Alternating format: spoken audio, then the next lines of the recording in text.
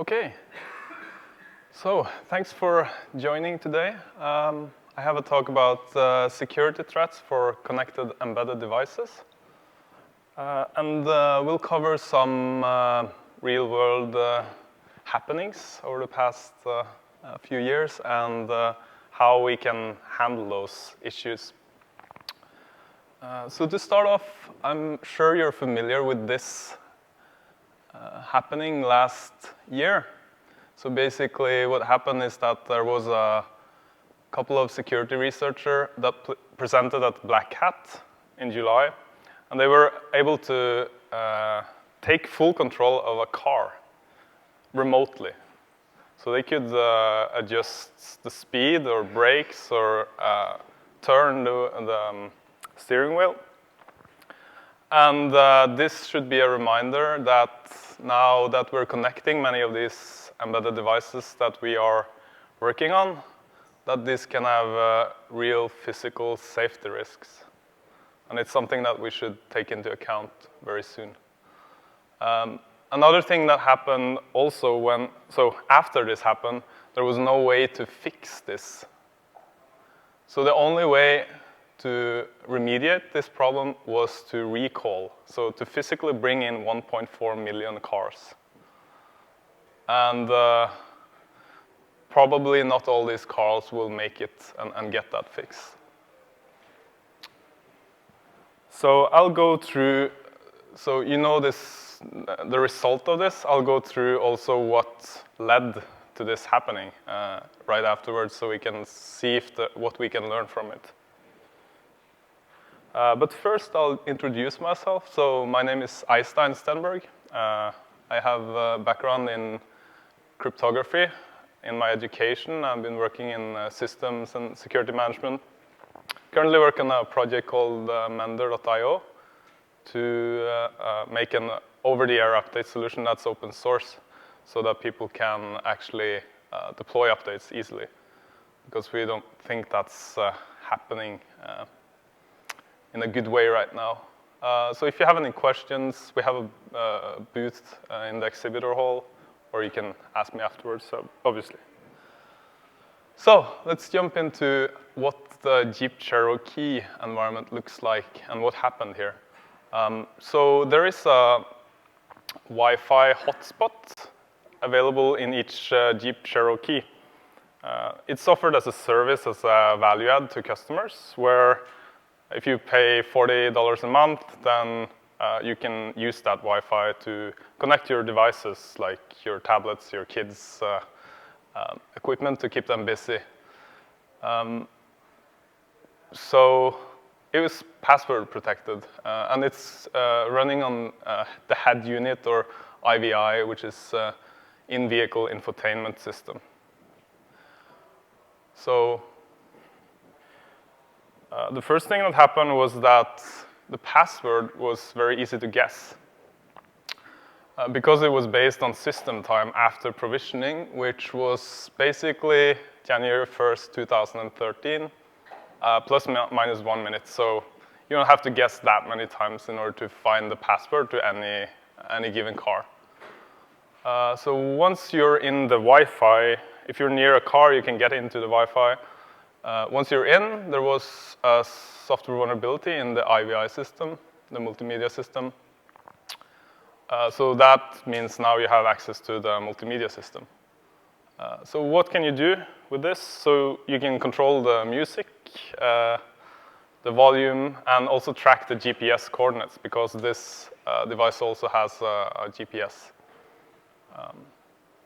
So annoying, but doesn't look deadly. But obviously, this is not where it ends.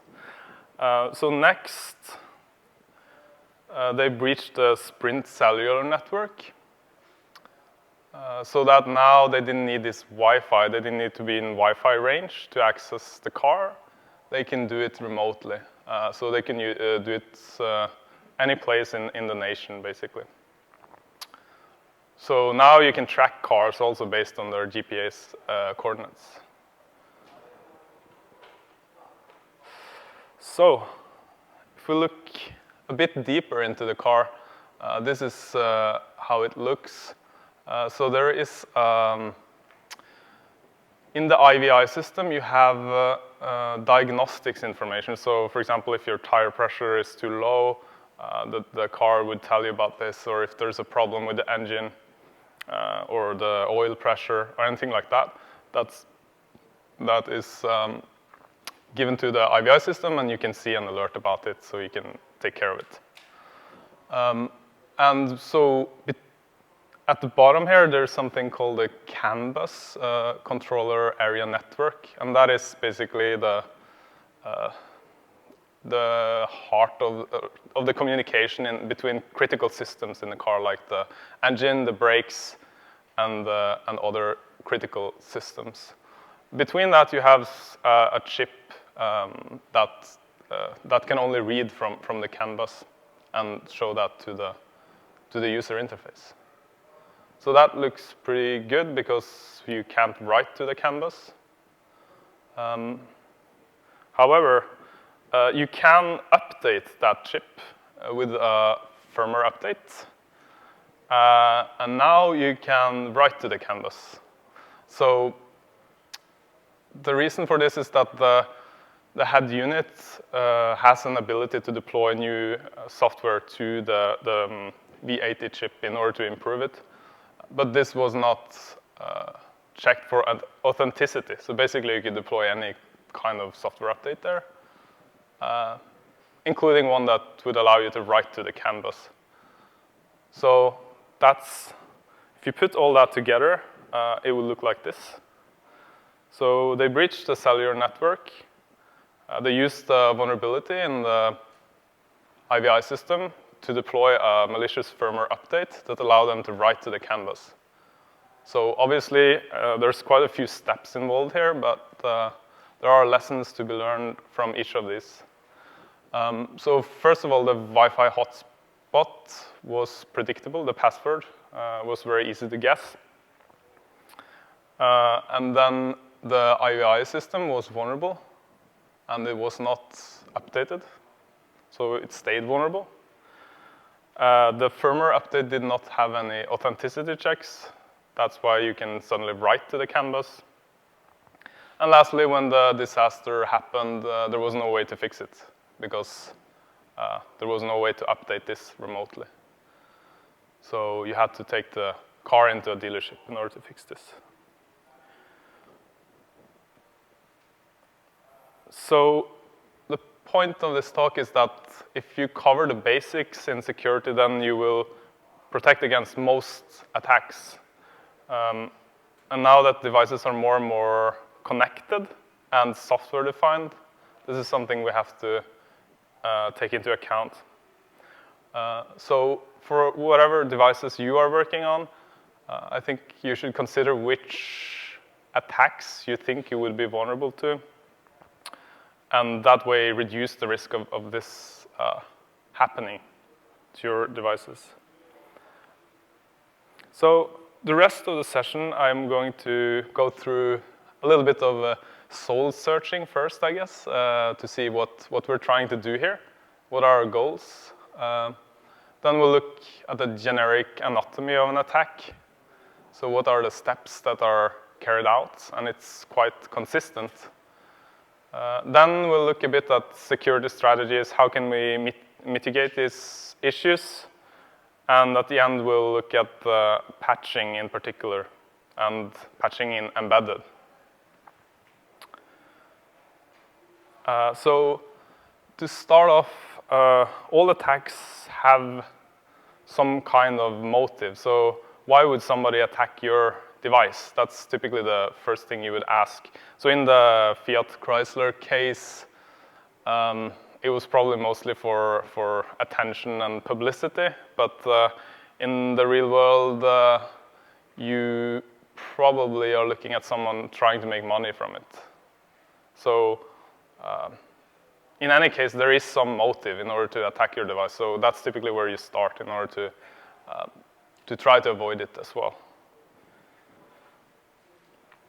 So our goal is to lower the attacker return on investment, so without sounding too Wall Streety.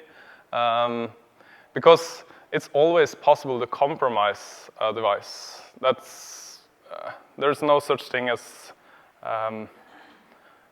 like an invulnerable device, and there never will be. So what we can do is to look at what's the value of being compromised, or what's the value to the attacker of compromising your device, and what's his cost. So how much work is it? So in the Fiat Chrysler case, I think they spent years actually carrying out all the steps. So it was fairly high cost, I would say. But you can also work on the value side of this. So for the rest of the session, we're going to look at the cost, because the value is a bit more specific to the device. But basically, it means removing sensitive data that somebody can use to make money. I have one example, though. So this is a device for automatic tolls. I'm sure you have seen lots of them. This is from the Bay Area. But basically, it charges you once you drive to a toll station.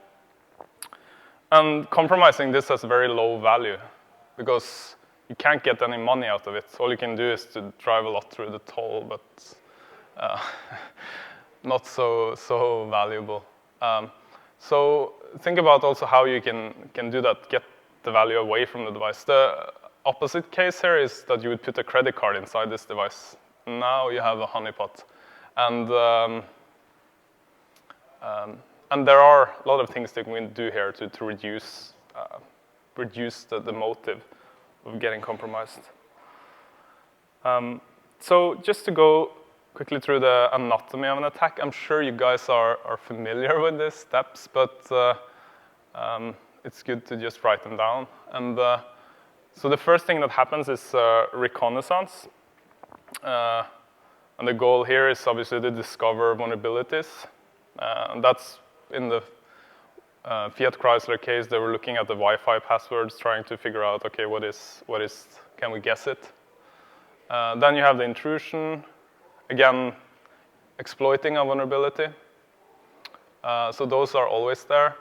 Maybe you also insert a backdoor to keep access for later if you need that, and clean up to avoid being detected and removed. Those are typically the steps. So if you can break one or two here, then you would avoid the problems.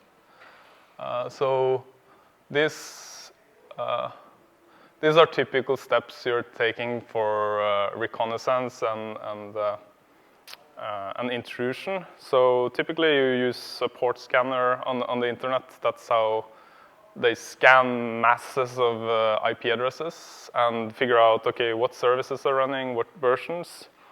And then in order to attack them, they just run a comparison against some database. This is extremely common way to attack. So it's not non-targeted attack in this case. And there's a search engine, I'm not sure if you're familiar with it, but it's called Showdown. You can search for devices that are on the internet and like if they have default passwords or not. So it's very easy to automate.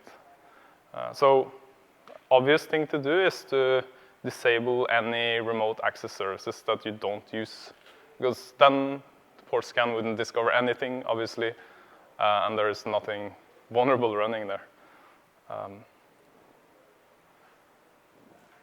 So as opposed to the server world, devices are also susceptible to physical attacks, because they can be in hostile environments where the attacker is physically accessing them.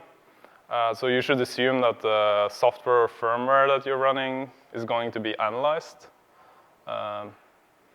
because the attacker probably has access to the device storage. So one thing to think through then is that, okay, so probably he can compromise one device physically, but what can you learn from that in order to compromise more of them? So one typical thing here that I've seen quite a bit is that people tend to share keys to make like the managing cryptography and keys easier. So you have basically the same key everywhere. And then obviously then the attacker would learn a lot by taking and compromising one device, as well as passwords. So that's something we should avoid. Another type of attack that I would just wanted to mention, I have a friend working in a DNS, on a DNS product, and he told me that this is a very common attack now, distributed denial of service attack, where, so it's called a DNS amplification attack. So basically, if you look on your left, there's an attacker that controls some devices that are called amplifiers. Typically, they're Wi-Fi routers because they're so vulnerable to everything, and they're never updated. But when he has control of these devices, he can create spoofed DNS requests and pretending to be someone else. The origin of the request is set to be the victim that you want to DDoS. You send that request, and you can also make this request very large by using extensions to the DNS protocol so that the packets get really large. So you send that request to the OpenDNS servers, and then obviously the responses go to the victims. So that's a very common attack that we should know about. So I also thought we should cover some of the hopefully known security design principles so that we keep them on the top of our minds. So the first one is the principle of least privilege. Anything that doesn't need root access, you should try to avoid it if you can, obviously. Separation of privilege is another one. So do you need access to network? Do you also need access to sensitive data? Or can you split up these things into separate modules, basically, so that it's harder to exploit it? Again, don't share keys between devices. That's also a separation of privilege, because if you're sharing keys, then like your entire network is one module, basically. Whereas if you have different keys, then obviously you would separate the privileges between the devices. Yeah, and network segmentation, that's an easy one also to avoid that one customer you can create these barriers between customers that way. Kirchhoff's principle.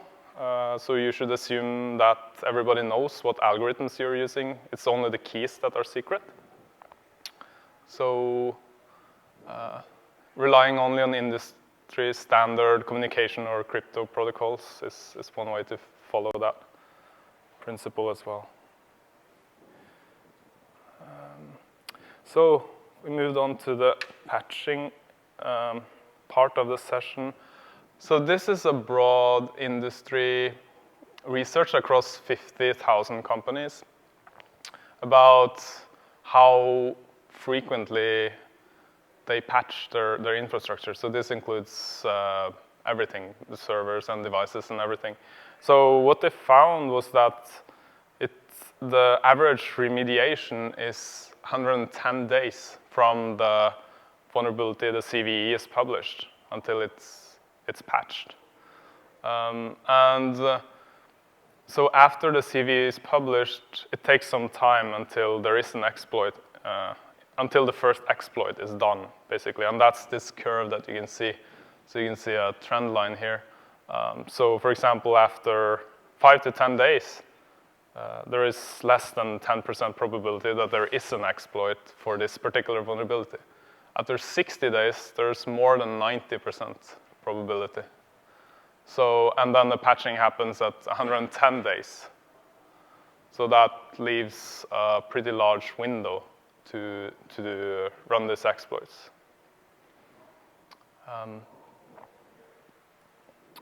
So then we can start asking, okay, so why does this happen? Well, so patching is not, I guess, a fun problem, and and not in everybody's minds. I mean, it's typically if it works, if the product works, like your Wi-Fi router, well, mine doesn't work that much, but if it works, then just leave it, basically, and it's not visible until there is some kind of headline about it.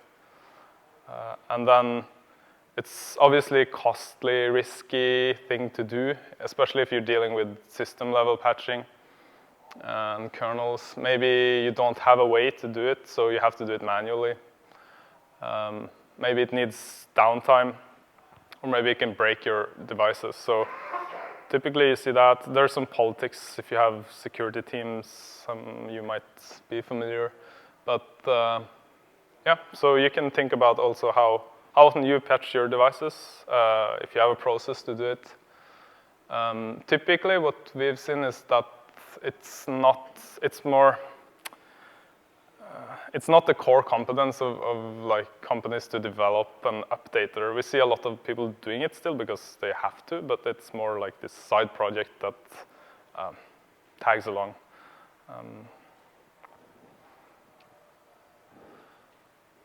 And so even in the server world, where we're also lagging a bit on the patching, it's even harder with the connected devices. Unfortunately, because as you know pretty painfully, I guess, that they're very hard to access physically. They could be anywhere, depending on what kind of device you make. Like in the car example, the car is like on the road somewhere. You can't really reach it as a manufacturer, even though you have a support contract on it. Maybe you're making some kind of device that's in your home or in people's homes or lighting. Going out there to fix something manually is prohibitively expensive, typically. So you need a way to handle failures during the patching process so that failures don't happen, at least very infrequently. Then you have the power situation. With a server, it's probably it lives in a data center that has 4 independent sources of power, so it will survive pretty much anything. But embedded device, again, can run a battery, and then what happens if you start downloading the update and you run out of battery? Or you start writing the update and you run out of battery, or somebody unplugs your device. Then obviously you have the network situation. Maybe somebody has your device on them and then walks into an area with no coverage during the download, so you need to handle those situations. And also the networks are expensive, as you also know. So there's the issue of preserving bandwidth. Maybe you need to do differential updates to handle that. And then security, of course, wireless networks, as we saw in the Fiat Chrysler case. That's where they started their access. So you need to also ensure the security of this, because otherwise you could have a device just asking for updates and anyone feeding it bits, and it will happily run them, which is not a fun situation. So there are authenticity. So typically you do signatures in order to handle that situation. So just to give you an idea of the typical client-side patching, so basically the client code or the code that runs on the device in order to carry out the patching of the device typically looks something like this. If you start on the top left, so first you need to detect update, assuming you do a network-based update and not like a USB stick, which is still also used quite a bit. You download it, you do an integrity check on it to make sure that you got no corruption on the download. And then you follow up with authenticity check. So you could do signature verification there. There are other ways to do it as well. Then maybe you would decrypt it if you encrypted it. If your code is very secret, then you might want to encrypt and decrypt it. and also extract it depending on what kind of, how you distribute the update. We'll cover some of the types afterwards. Yeah? Why the checksum and signature? Doesn't signature actually apply in the checksum? Yes, so yeah, so if the signature passes, then it should, the checksum should also pass, that's correct. The reason is that it's more efficient, so I guess it depends on how reliable or how frequent an integrity check fails, because the signature verification. Yeah, so it's public key crypto is quite expensive, so, but that's a good point. Yeah, so you have the extracting, and then installation, obviously, you need to write the new update. And then the last part is the rollback. That's also one of these fun areas. So this is where you want to handle issues like power loss and other type of reliability issues that you have during the update process.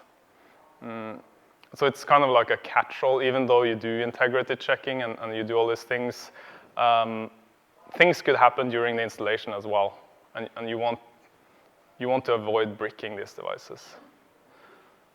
So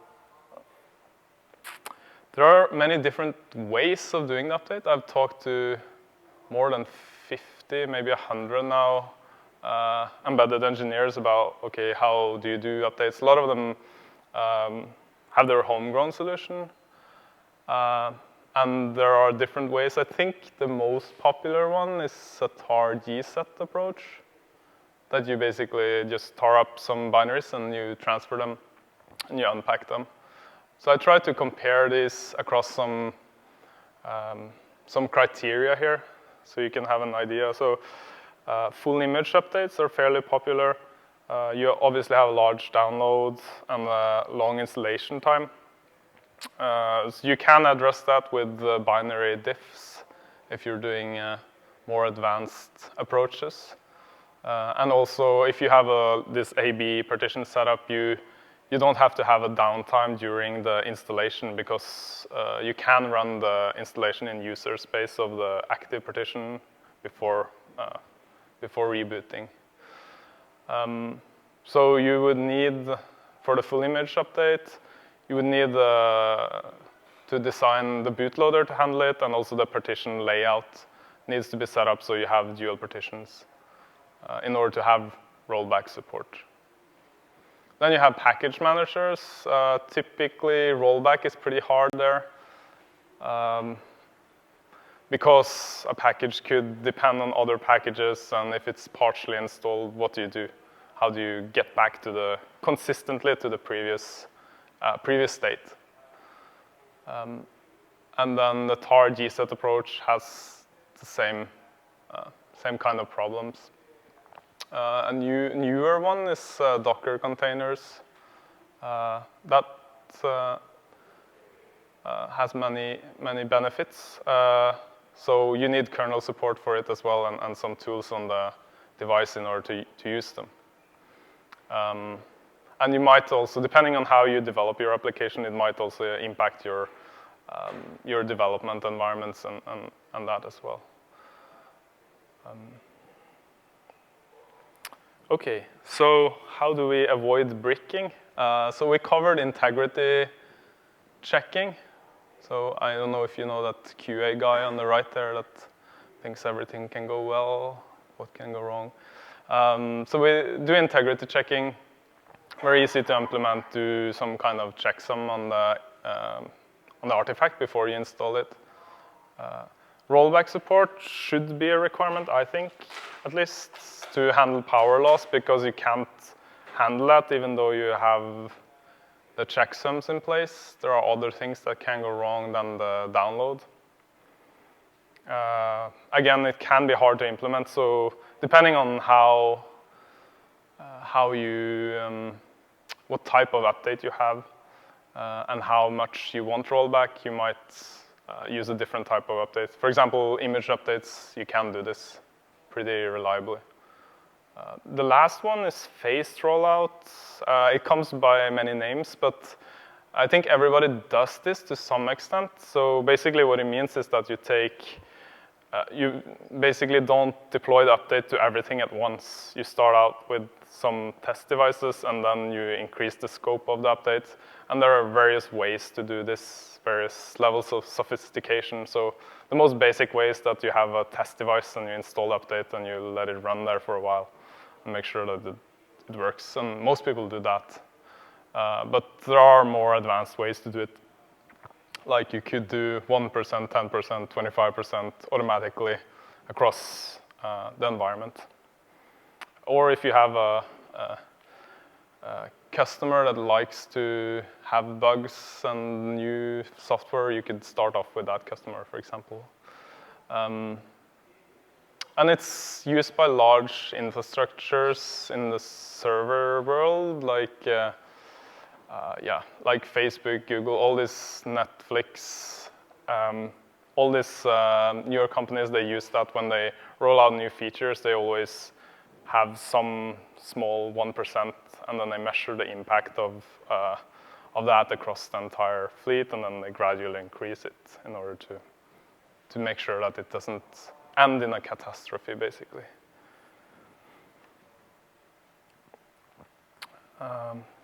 Yeah, so that's the summary. So I wanted us to just focus on the basics to protect us against the attacks that we have.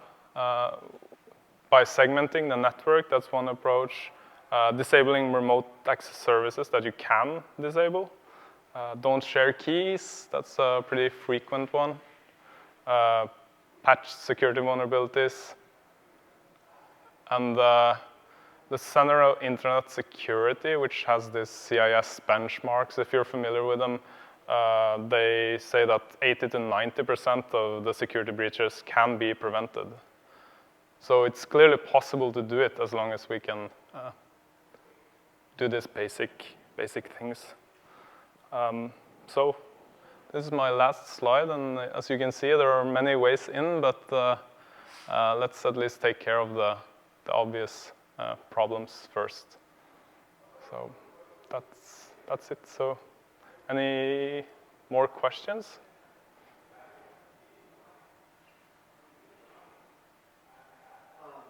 Yeah. Well, indeed, a suggestion, because you mentioned do not share secrets between devices. Right. But that implies that you are going to store your secrets on microcontrollers, for example. And that is risky in itself, because by proving you can access those secrets, and then, of course, you know everything. And in that case, I would say nowadays, and I'm not with Atmel, but I use that. There are other probably for 60 cents of the dollar, you get a cybersecurity chip, as we call it. And they integrate the secret, the engine, so you make a challenge and it tells you this, and you never know, and it's, what is the secret? And, there is metallization, the probing is very difficult, it's 2 by 3 millimeters, it costs 60 cents, and it saves your life if one of your devices gets compromised. Yeah, so the hardware support is, I don't know if I covered that at all, but that's definitely something that could help. So you don't get access to the actual key, but you can do operations. You can ask for operations on the key. But that's a good point. Any other questions? Yeah. Can you talk more about the rollback part? What I mean is, for mobile devices, sometimes there's a feature called anti-rollback. Even before you start updating, there is some versioning scheme to decide, this is older software, so I'm not going to update. Okay, yeah. So the question is around mobile, and there's a feature called anti-rollback. So basically that you cannot go back to an old version of the software. So is that to protect against vulnerabilities for the?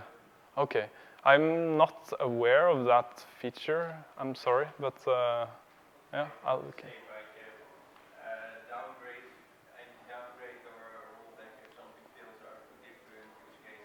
Right. So when it fails and you have some backup image, you do a rollback on the one that still worked, and that's something you usually don't secure against, but you usually don't want to have an over-the-air update with an older image. Right. Anti-downgrade, I would call it. Yeah. And that makes sense, right? Because otherwise you could find small binary somewhere with vulnerabilities, put that in, and then still signed and authenticated, then you would still have the device. Yes. So what they mentioned is that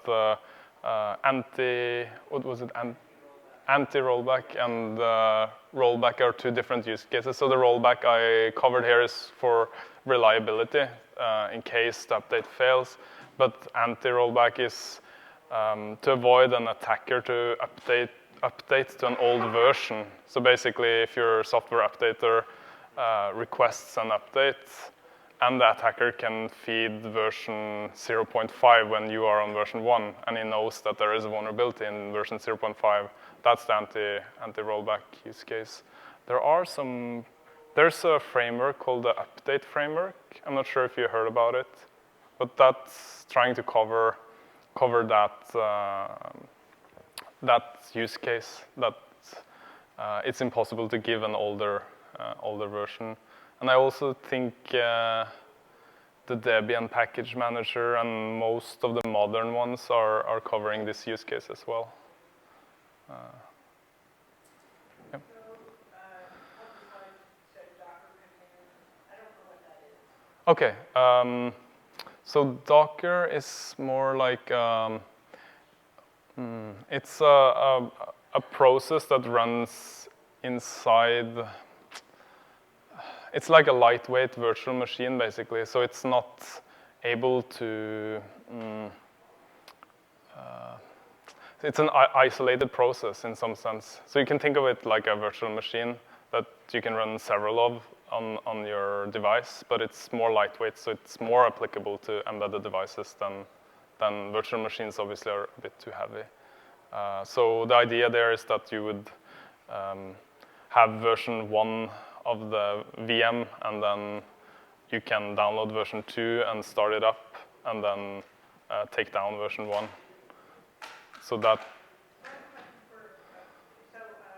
think I've been assuming that I'm going to do a full image update for the device because I don't expect it to be updated very often to that kind of device.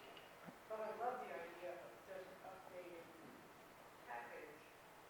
Can I, do people like update a package and if that fails, go back to a full image update? Because, I mean, there are a few times when the OS has to be replaced, but almost never is what I'm assuming.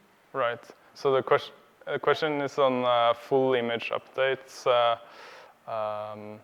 If you can do a package-based updates for these more frequent updates, and then maybe use the image updates for these more kernel and OS system updates. Yes, you can. I don't think I've seen many do that because I think it's just because of the complexity. So typically what happens is that you start, what I've seen at least, is that people choose image updates for consistency because that's much easier to test as well. So you know if you have a device in your test environment and you flash it, and you have a device in production and you flash it with the same code, this works and this is going to work probably. If you have a package, then you can get into consistency issues very quickly. So typically I see that people start off with images, and then when they get like these bandwidth issues, they add differentiable updates. So there's bsdiff and bspatch tools that you can use to only get the bits that you need. So then you get like the benefits from both worlds. Good question. Any other questions? Or are you guys ready for beer and wine? Looks like it. Okay, thank you guys.